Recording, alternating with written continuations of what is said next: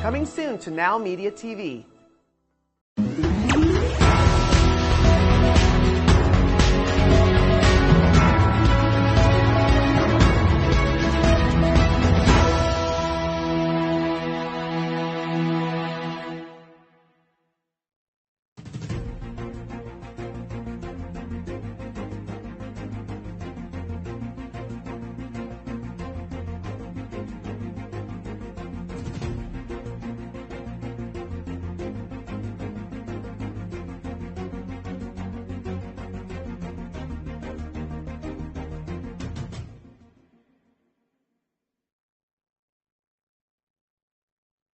Welcome to Biz Talk, everyone. I am your host today, Rachel Weaver, and I am excited to have a very special guest with me today, Mr. John Mitchell.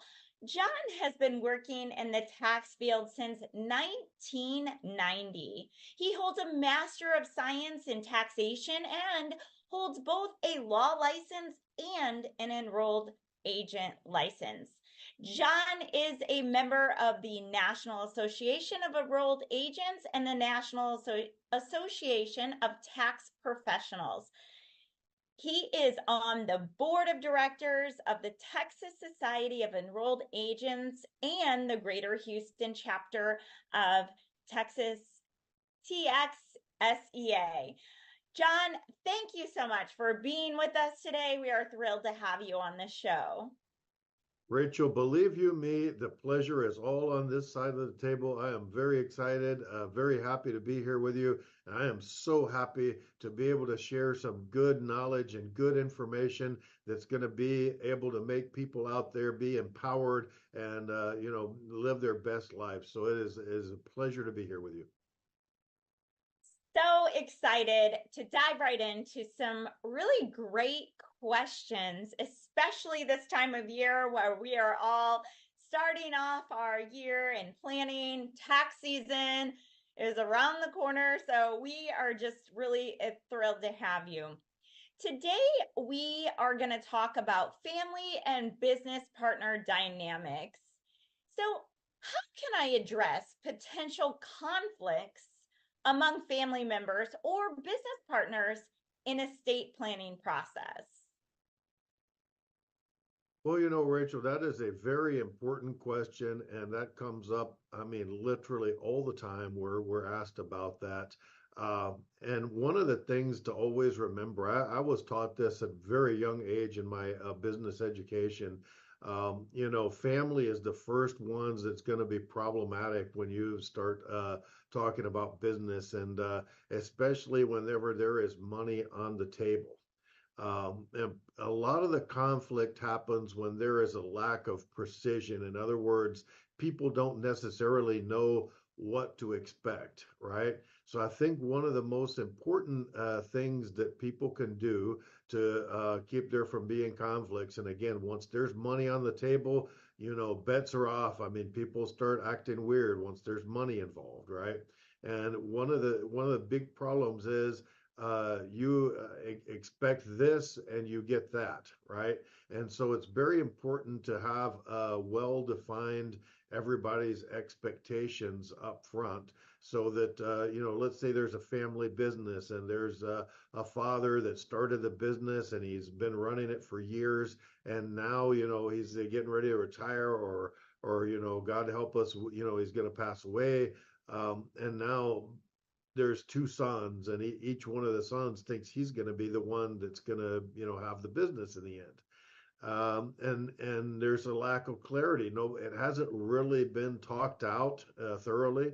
And so the expectations are one thing and the reality is another. And that is where I see most of the conflict coming about. And then people start acting irrationally, and they start saying, well, when I was 12, dad loved you more, and, this kind of thing, right? And so when you get a family dynamic involved in business, a lot of people just say straight up, don't mix business and family. And that's not a bad way to go about it. But if you're going to do it, the very best thing you can do is have the expectations everybody's expectations in line, and everybody's going to know what's going to happen in the end, and that's going to avoid quite a bit of problems if you can just have that, be clear from the very, from the get-go, right? That's what I would say is the number one thing.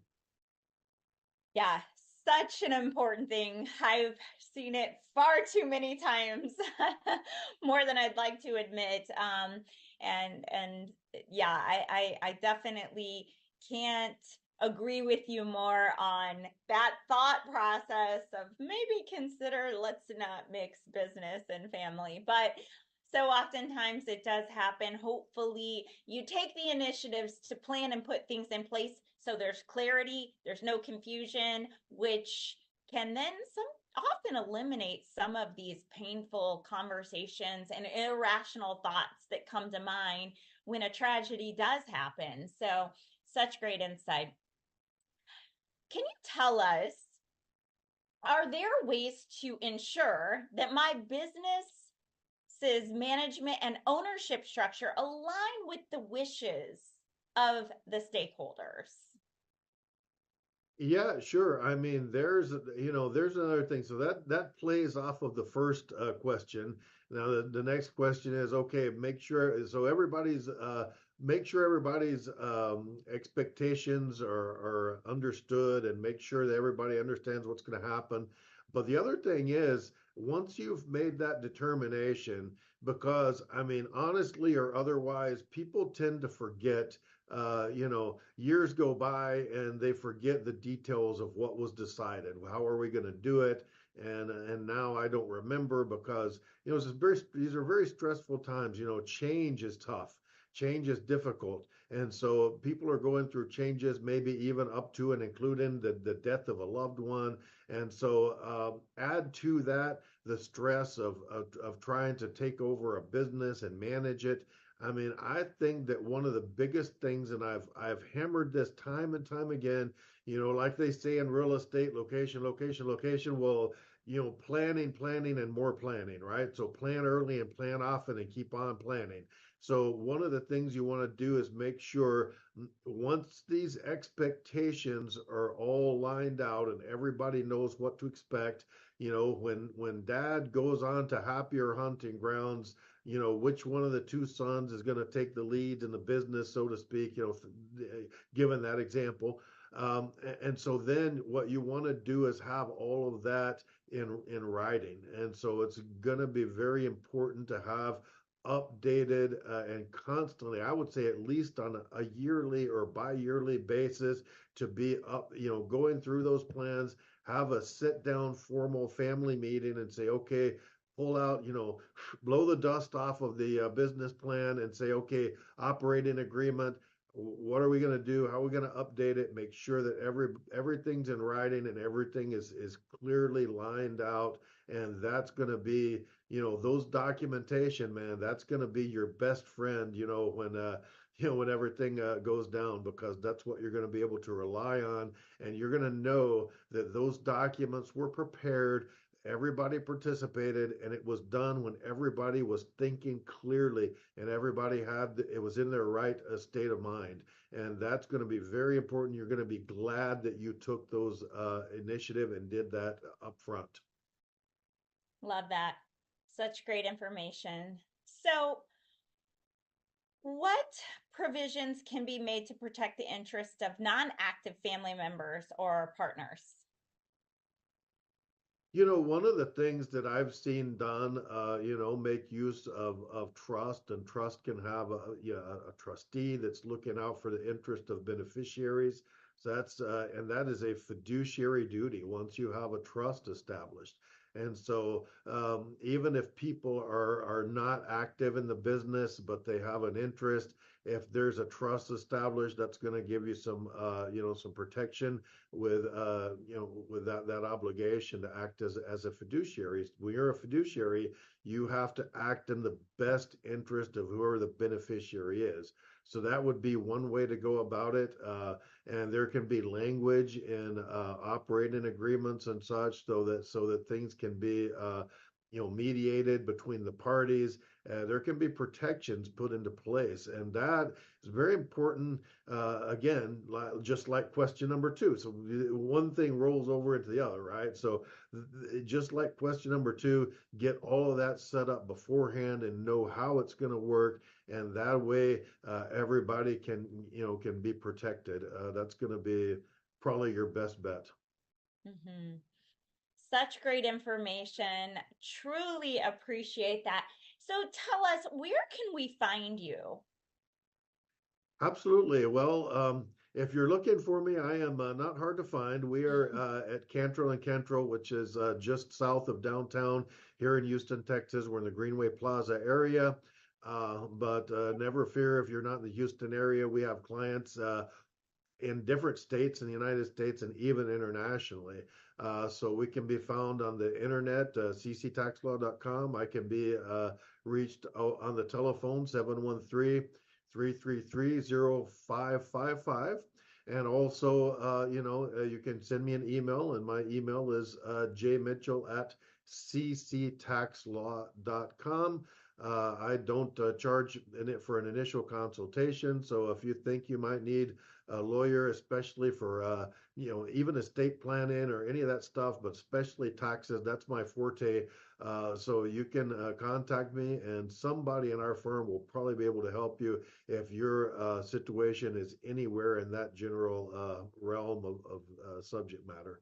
So we're very happy to talk to you. I'll talk to just about anybody. So give me a call or shoot me an email. No problem at all. Thank you so much. Such a pleasure to have you with us today, John. And we look forward to having you back again very, very soon. With that, we will be right back after this commercial break.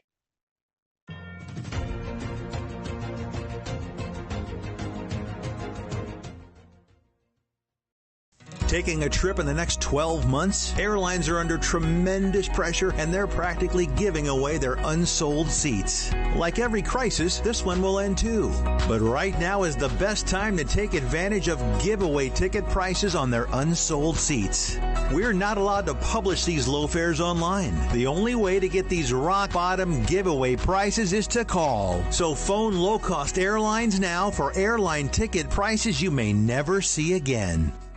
What if this happened to you when you're alone? Or what if it happened here? With MedGuard Alert, you're never alone. You can connect with medical professionals anywhere, anytime. And now MedGuard is introducing our exclusive new Care Watch. If you need help quickly, use it from anywhere to contact medical professionals. No cell phone required. The Care Watch is not only a life-saving medical alert device, it's a revolutionary health monitoring system that checks your blood pressure, heart rate, oxygen saturation, and much more. And here's the best part. If you have Medicaid, you may qualify to get your Care Watch for free. The Care Watch is only available through MedGuard Alert. Call us right now. We have monitoring programs starting as low as $1 a day. The call is free, activation is free, shipping is free, and no contract is required. Remember, with Medicaid, you may qualify to get your Care Watch for free. Don't wait. Call us to get your Care Watch right now. Operators are standing by.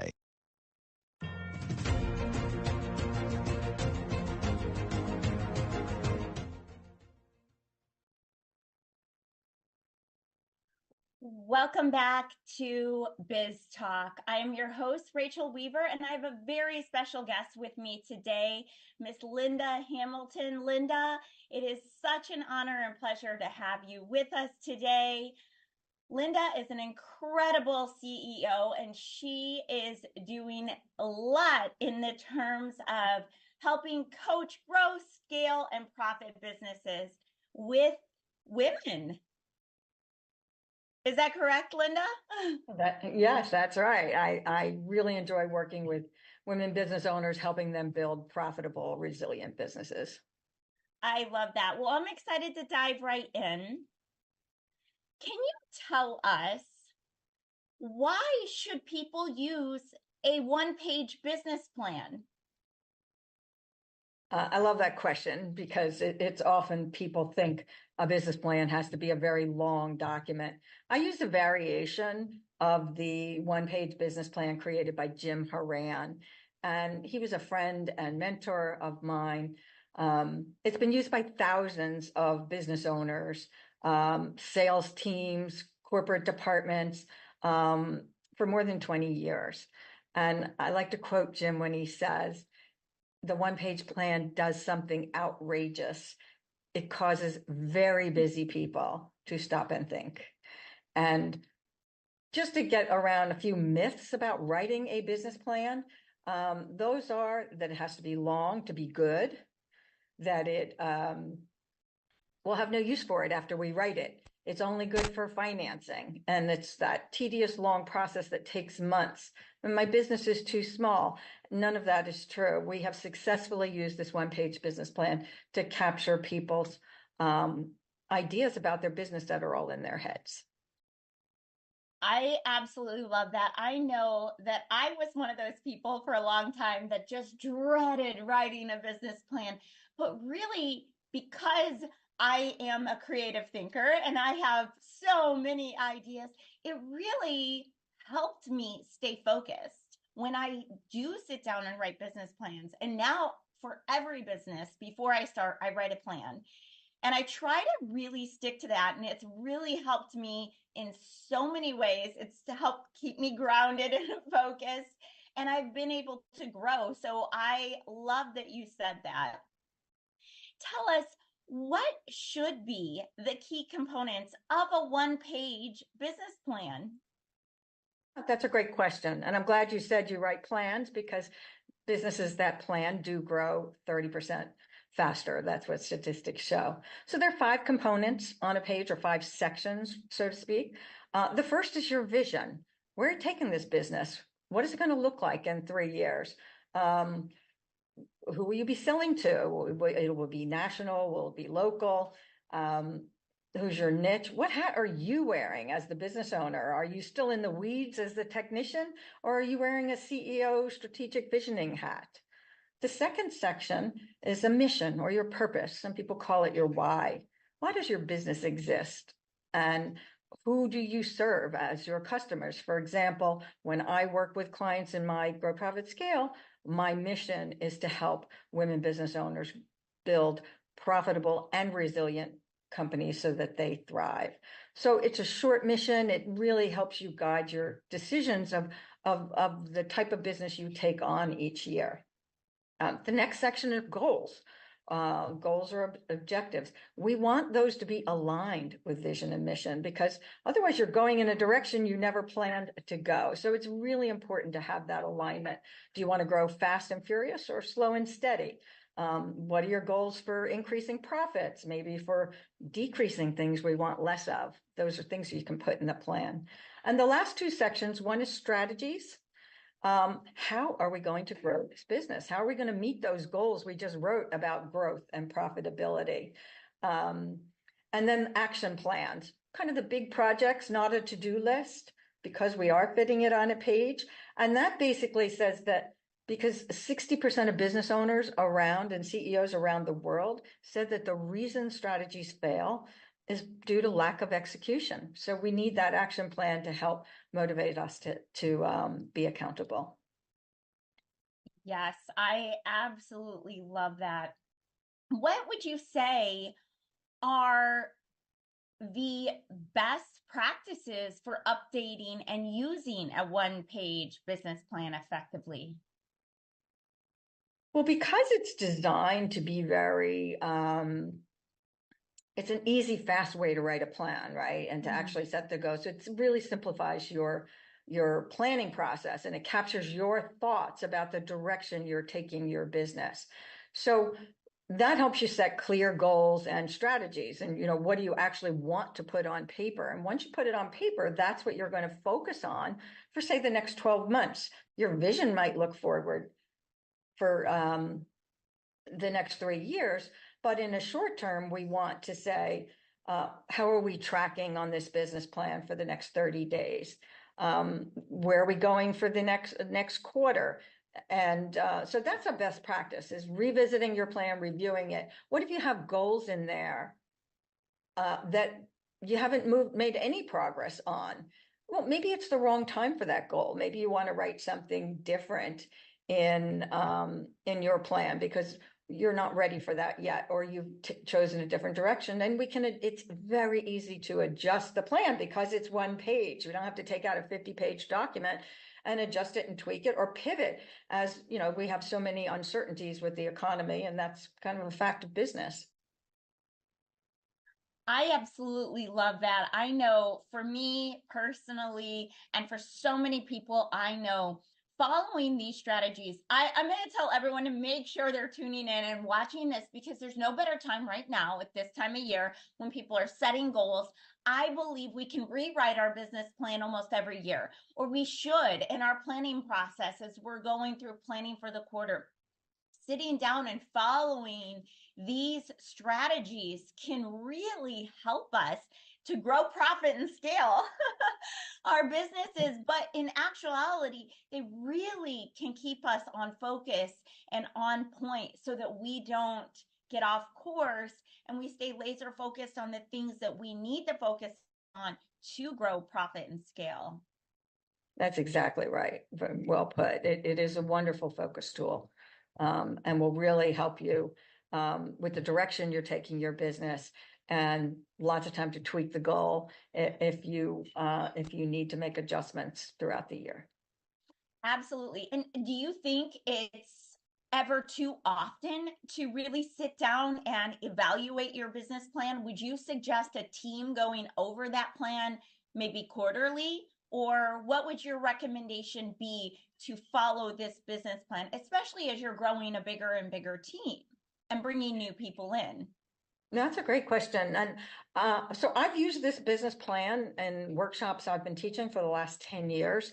So hundreds of business owners in my groups with Women's Business Enterprise Council have used it as a tool. We recommend, at a minimum quarterly, but you really want to do it monthly because you're involving your team in the decisions when they're looking at the goals, or maybe your progress isn't happening, or it could be a lack of capacity. It could be that maybe you need a certain skill that's not on your team so that you have time. If you're not talking about it, it's not happening. So I think because it's that single page, you can easily share it with your team and you can have focused discussions, and the power of brainstorming in a group.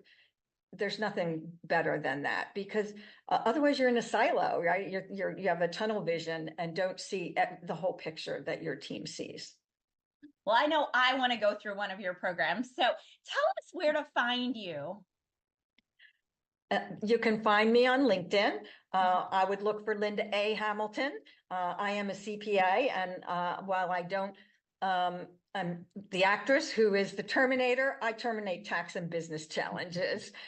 So you'll find me on LinkedIn, or Grow Profit Scale is my consulting practice, or lahcpas.com for tax and accounting strategies and compliance. Thank you so much. We look forward to having you back again very soon. Connect with Linda over on LinkedIn, everyone. See what she has going on, when her next event is happening, so that you can take part and learn from this amazing person. So thank you, Linda. We look forward to seeing you next week. Thank you, Rachel. And we will be right back.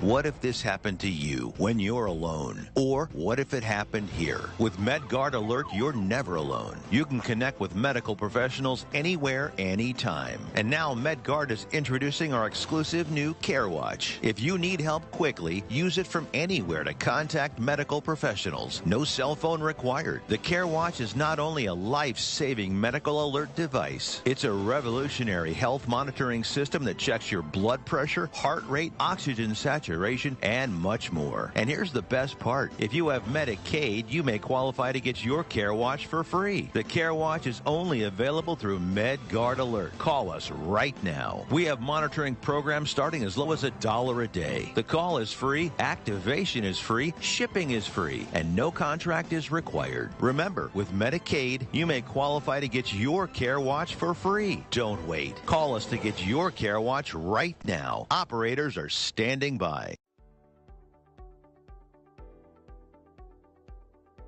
Hi, my name is Michelle Merhar. You may remember me from the morning news. I'd like to tell you how getting data and documents into action fast gives you a competitive edge. Digital first thinking to manage document workflows efficiently are giving all organizations a competitive edge. In fact, digital document automation is an essential process, helping us to become more profitable and to compete. By making any process paperless with secure automation, decisions can be made efficiently, virtually from anywhere. You'll be able to find and share documents securely in seconds. Your staff will be empowered by making optimal use of every office hour. And by the way, the size of your organization doesn't matter. Precision Products has been helping organizations for more than 30 years with paper to digital processes, including scanning systems for any document to premises and cloud document management systems. We make it easy and scalable for your business process needs from the office or other locations, even mobile devices. Contact us to see how we can help your organization succeed. Contact Will Waterall direct at 713-446-5939 and visit us on the web at precisionproductsinc.com.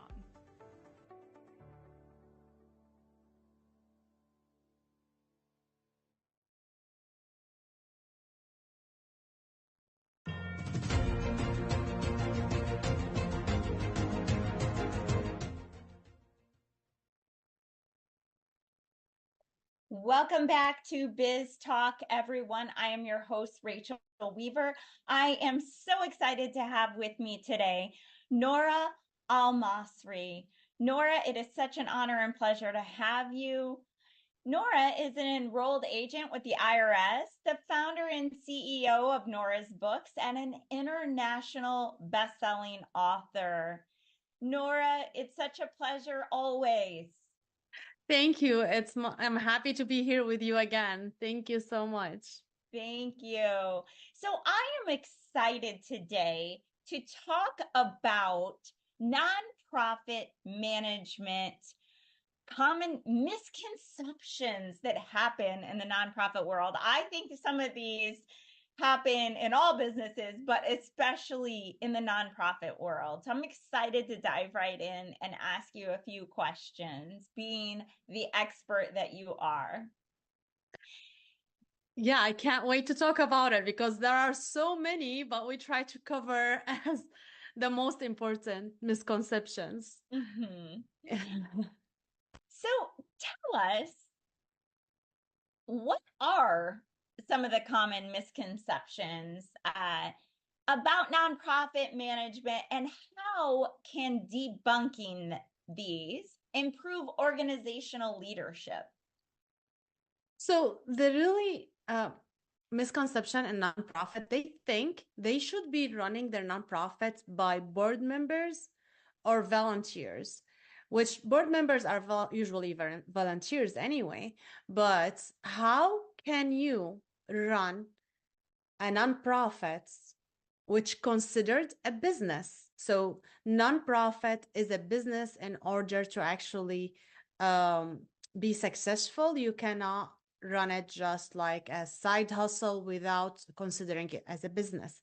So how can you make that nonprofit, which you should run as a business, be successful with only volunteers? Keep in mind, whether those volunteers are just like volunteers doing anything in the nonprofit or are board members, they have their lives, they have their jobs, they have their families, they have a lot of things going on top of the nonprofits, let alone that maybe they have like so many nonprofits they're involved in. So how can they keep focusing and really give 100% to the nonprofit and make it successful? Realistically, they cannot do that even if they wanted to. It's just not realistic. It cannot be happening. So you really need to have a management team. You really need to build the capacity of the nonprofit by hiring people, by making the board members doing what they're supposed to do, not making them the executives for the nonprofit. They should facilitate the access for the nonprofit leaders. They should just approve, evaluate, not really run the nonprofit, because since they have their job, they have other stuff to do. How long can you wait for them to make a decision. A whole year can pass by with just waiting for one simple decision can be done in 1 hour. If there are policies, if there are like system and employee in place. Mm-hmm. So true. Such good insight there. I think that a lot of us get caught up and I know I'm involved in several nonprofits and it can be overwhelming. So everything you said rings so true and sounds so on point with sometimes I feel like we can't do it all, really. So just like you said, even if we want to, we try, but we just can't. So I've been there. I've been there and I was like, okay, this is what I learned the hard way and trying to let people know, okay, please stop doing this. Yes, love that. So regarding nonprofit finances, what's a prevalent misconception and how does understanding really contribute to better management when we understand the finance side? So I want to talk about like money coming in and money goes out. So coming in, a lot of nonprofits think the only way to bring money is really grants, or maybe this is the large money. And this is no further than the truth because actually more than 64% of funds come to nonprofits from individual donations. Not only that, they think they can sell products and this way they can raise money. Well, think about it. How much are you going to get from each product? Usually those are small products.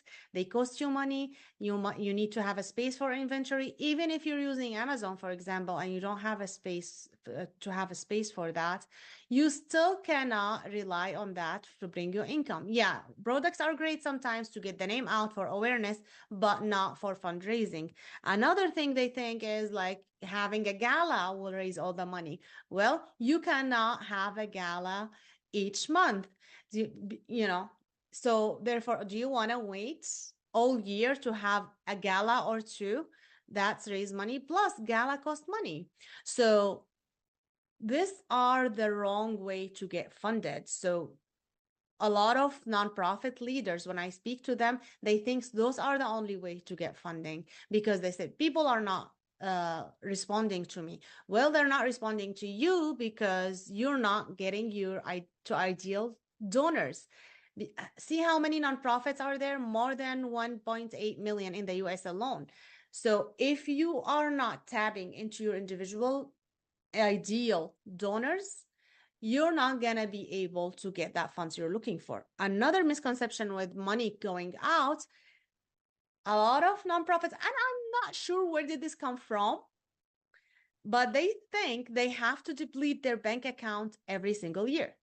Well, if you're depleting your bank account, how are you going to build your capacity? How are you going to pay your people? How are you going to be consulted? How are you going to respond to emergency for your programs? So my thinking this maybe came from grants. When you have grants, you have a period of time to use it. And if you don't use it, you have to return it. Not all of them, some of them. So maybe this came from this, but this is a specific case to specific grants, to a specific agreement, not for everything in a nonprofit. So the leader of the nonprofit have to be careful and this issue. Don't run and rush to deplete your money if it's not something you agreed on with a funder for a specific grants. Wow. Very good. Very good information because I do think that a lot of people, although I'm someone who would love to go to a gala every month, no, but no, they're so expensive to put on. And so oftentimes it's like you are banking on things to be auctioned just to pay for the gala. And then it's like we spend all this money on the gala and we have hardly anything to actually put into our nonprofit. So I've been there far too many times. I know all too well. I've seen I enjoy events as well. Like I love organizing events and being at them, but they're not, unless they are actually targeting a specific thing and you already have the fund to support them. Like you said, you don't want to have a gala just to cover the cost of the gala. Then how are you going to support your beneficiaries, right? So true. And I think it happens more often than not. Mm-hmm. Yeah. That's true. That's true.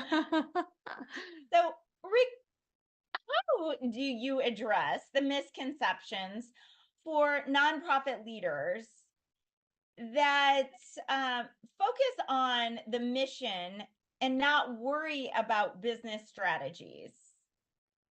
I'll ask them one question. How are you expecting to fulfill a mission that does not have a strategy behind it?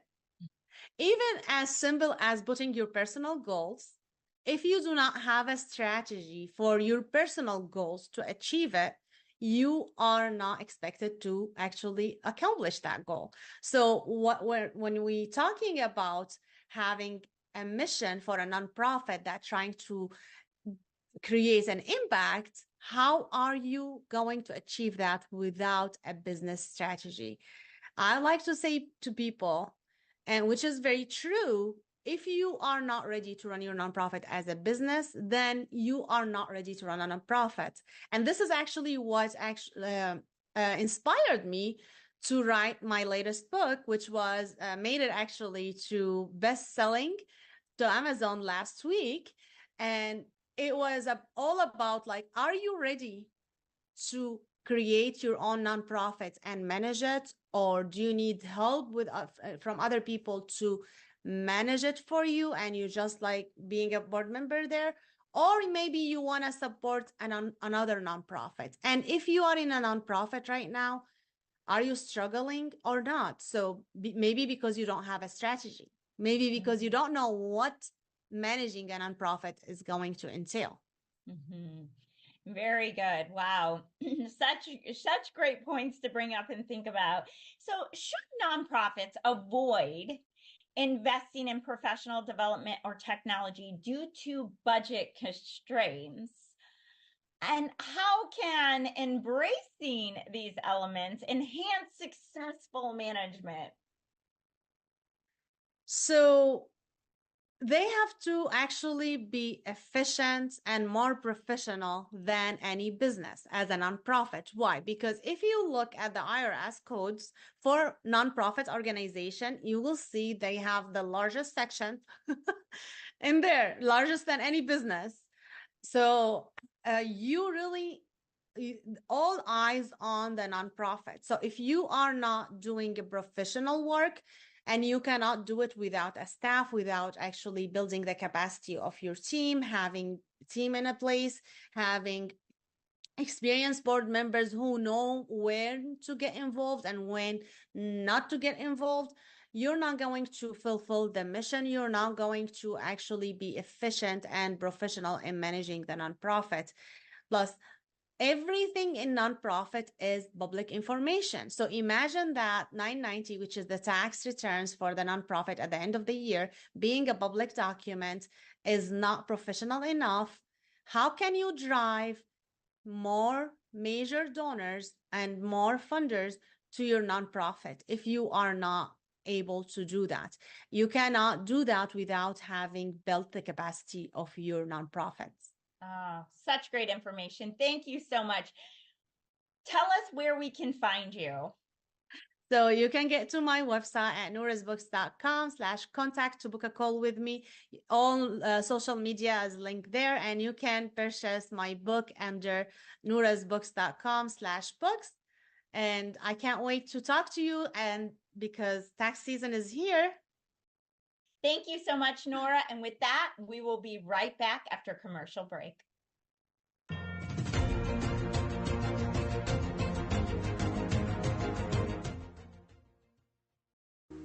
Do you have a car sitting around you want to get rid of? Well, here's a great idea. Donate your car now to help local veterans in your area. Yes, just make one fast call to the Veteran Car Donation Program. Within a few days, we'll come and remove your car for free. You can donate any car in any condition. We'll use our vast network to sell it. The proceeds raised go to help local veterans and their families.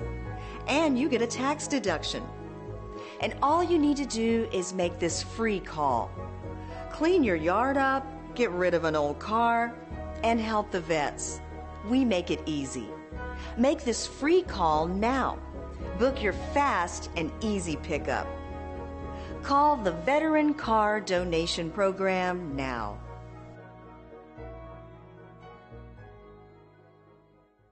Are you nearly maxed out on your credit cards? It doesn't matter if you're using your credit cards for fun or to survive. At the end of the month, your statements come in, and you can either pay them or you can't. If you can't, late fees and interest rates get tacked on. And now you're struggling just to make the minimum payment due. Do you feel trapped? Am I talking to you? Good, because I personally researched some companies that can help you. They may be able to reduce your credit card balances by 50% and stop the late fees. If you qualify, please call our special debt hotline number right now for a complimentary free 5-minute consultation. Deal with your credit card problem now before it gets much worse and put more money back in your pocket. Trust me, I've been there too. Call right now. Call 855-993-2096 right now. That's 855-993-2096.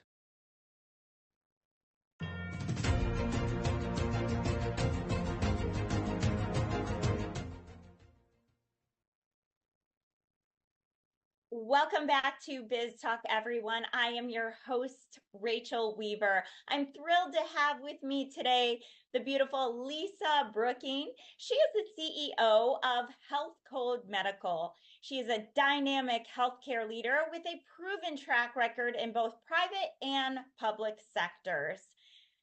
Starting as a critical care nurse, she champions high-quality person-centered care, prioritizing patient well-being. Thank you so much for being with us today, Lisa. It's such an honor and pleasure to have you. Thanks, Rachel, for having me. I'm excited to talk to you today about what is functional medicine. How does functional medicine differ from traditional medicine in its approach to treatment? Functional medicine gets to that root cause. So unlike sick care, where we wait to get sick and then we're on medications that provide a bandage effect, we get to the root cause and we solve the problem and then we can move forward. So in order to prioritize your health, you need to understand what's going on so you can solve the problem and move forward. Love that. So important. I think that if we practice functional medicine from an early age, we could all live healthier lives, in my personal opinion. So I think functional medicine is something that's really important. And can functional medicine provide better insights into individual health needs? Well, that's exactly what it does. It's truly personalized. You know, we all have the same color blood, but genetically we're made up differently. So if we are having these hormone imbalances, maybe we're going through some menopause, we're having heart disease or diabetes, weight gain, you know, what is going to work? Well, we need to do testing to see what is happening on the inside so that we can provide you a targeted plan moving forward. So functional medicine is a truly personalized approach, and it's unique to you. Love that. I think that it's such an important thing. I'm going to ask you a question that's a little off the grid, but how early in life do you think we should start introducing functional medicine? Well, diseases start with 5-10 years before we actually feel that cardiac disease or experience that cardiometabolic diabetes. So really, we should be doing functional medicine at a very early age. You know, it starts with food is medicine, movement is medicine. And then, of course, if things are happening in our life where we think, you know what, I feel I am, my mental status has changed. I'm experiencing some depression. I'm gaining some weight. Things are changing in my body. That's when you need to seek testing to see what's going on.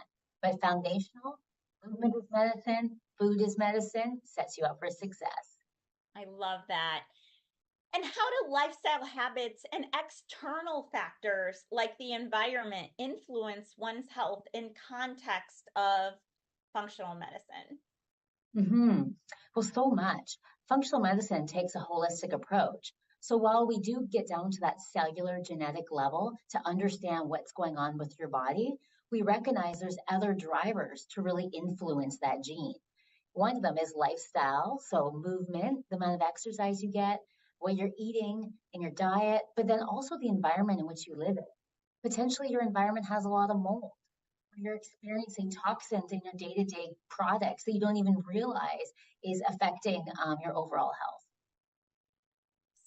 So important for all of us to take note of. I truly believe in everything you just said. I think that it is such a key answer. And I love the fact that you've been a nurse and you've been in healthcare for so long and experienced kind of the traditional medication, pharmaceutical way of treating patients. But I am such a believer in functional medicine and living more holistically so that we can prevent the pharmaceutical side of medicine coming into practice.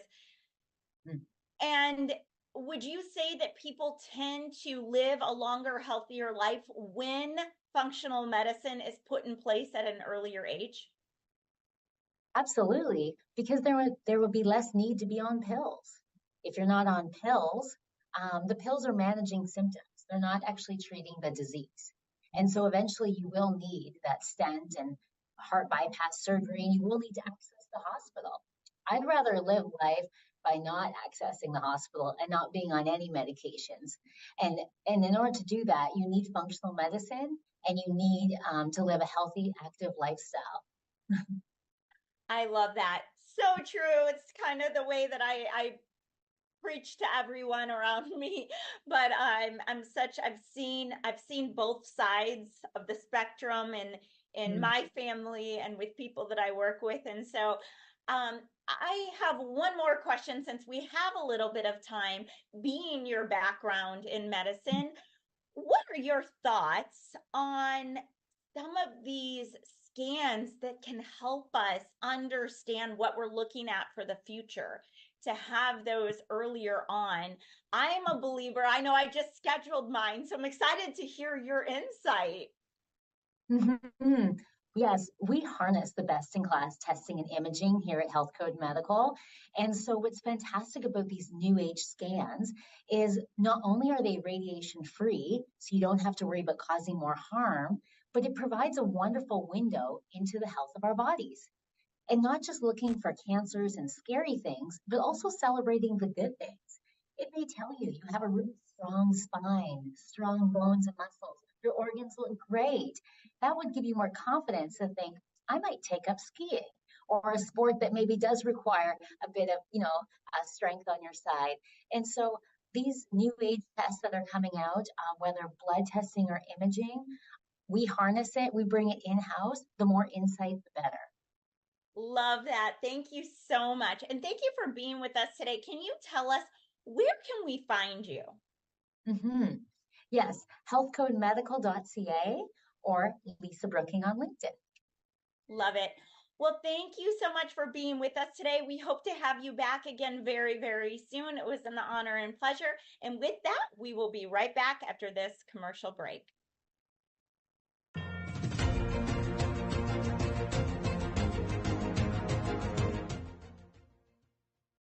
Are you ready to shake up the world of health with me? Welcome to Disruptive Health, where we are flipping the script on traditional wellness. I'm Dr. Denise Brown, and on this show, we are diving deep into the latest trends and breakthroughs in health and wellness. Whether you're curious about nutrition, exploring new therapies, or just want to live your best life, Disruptive Health is your guide. Don't miss Disruptive Health, coming soon to NowMedia TV. Attention timeshare owners. This is an urgent consumer alert from the Timeshare Exit Hotline, a national company specializing in helping consumers legally get out of their expensive timeshare contracts. We're offering you a way to legally get rid of your timeshare. So if you're fed up with the maintenance fees that keep on coming and want to learn if you can terminate your timeshare legally and permanently, call today. Call the number on your screen today. It's a free call.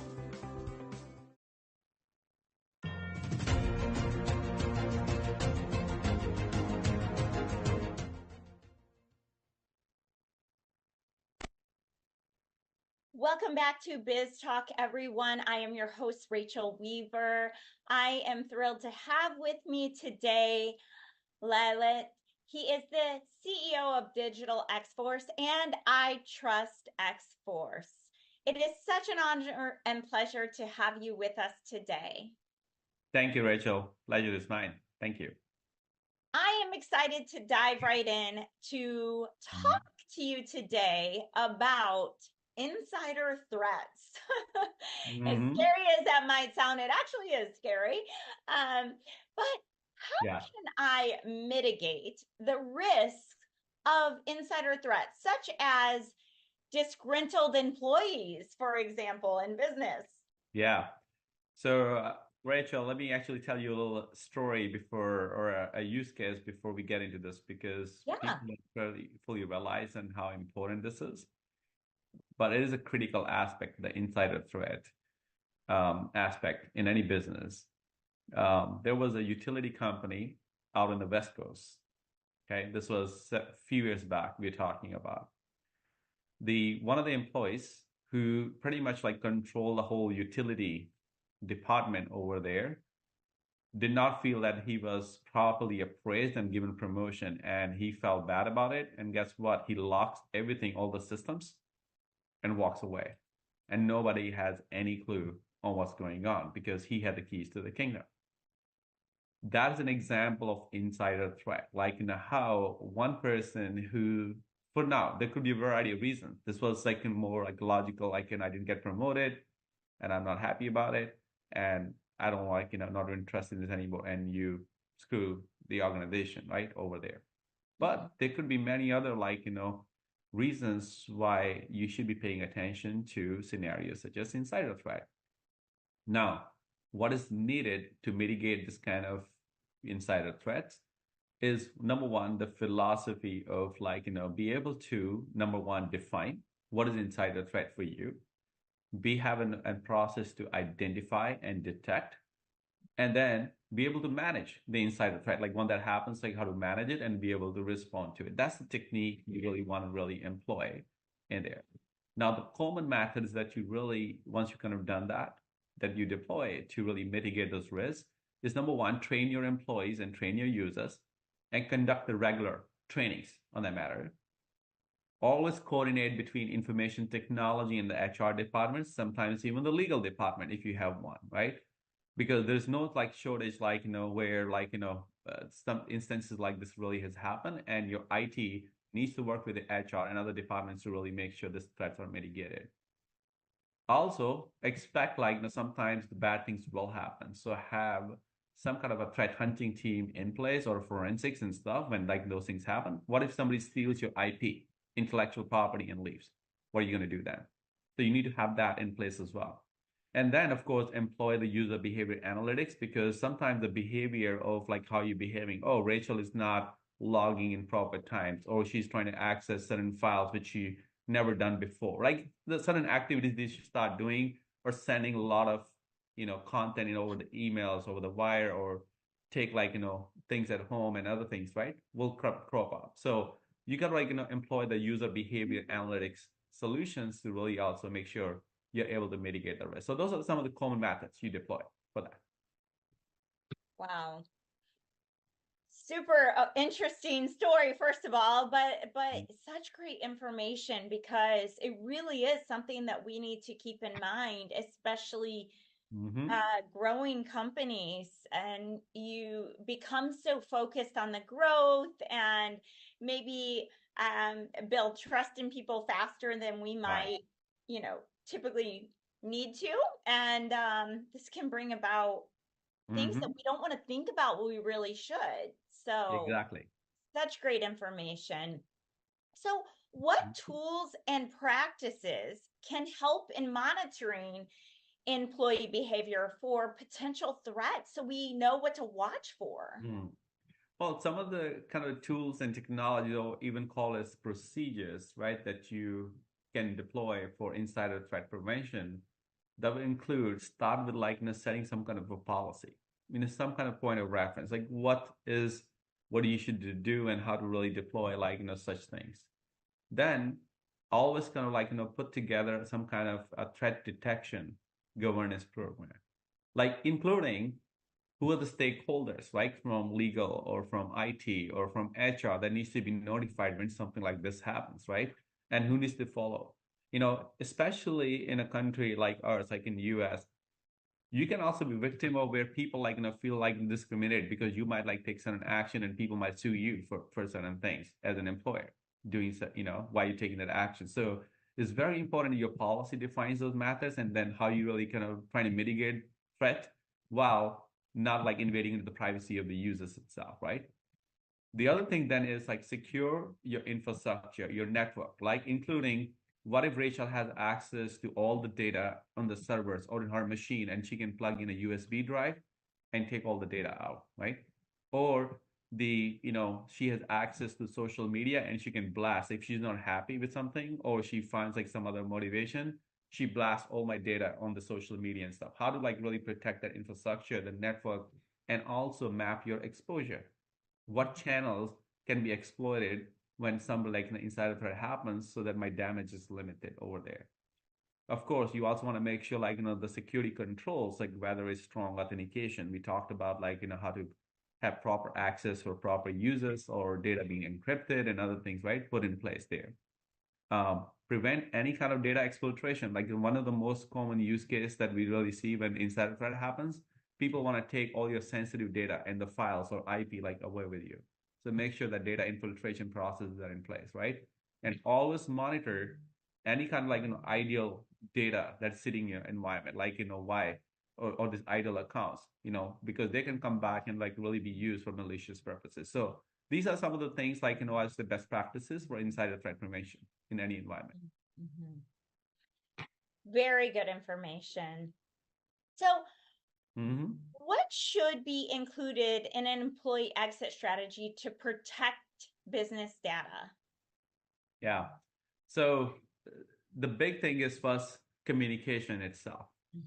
So when someone is leaving or like something like this happening, make sure the folks like, within the company, whether it's the IT or the HR department, even the people who are working with this person, like, that we are identified as an insider threat, they've been communicated, like, when the person is leaving or not.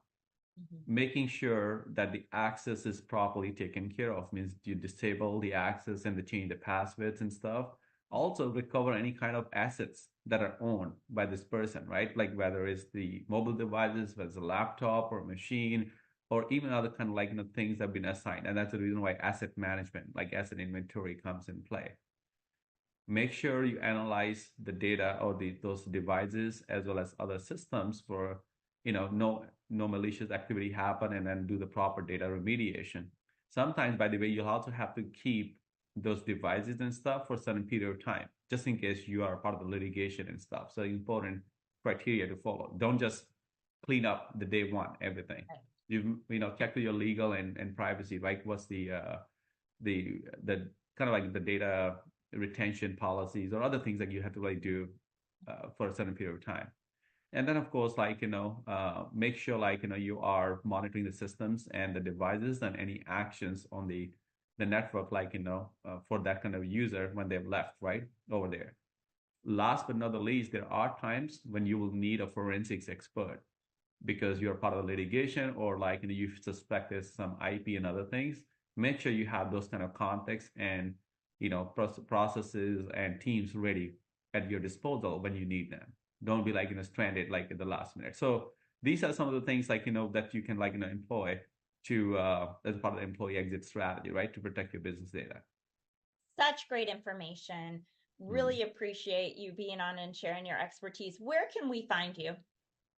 Well, you can reach us on our websites, whether it's digitalexforce.com or itrustexforce.com. There's a lot of valuable data information provided and shared every day, every week with the audience. Of course, they can send us an email, and the email addresses are part of those websites as well. Or they can reach us on the social media such as LinkedIn, Lalit Alwalia on LinkedIn, and you can find the information too.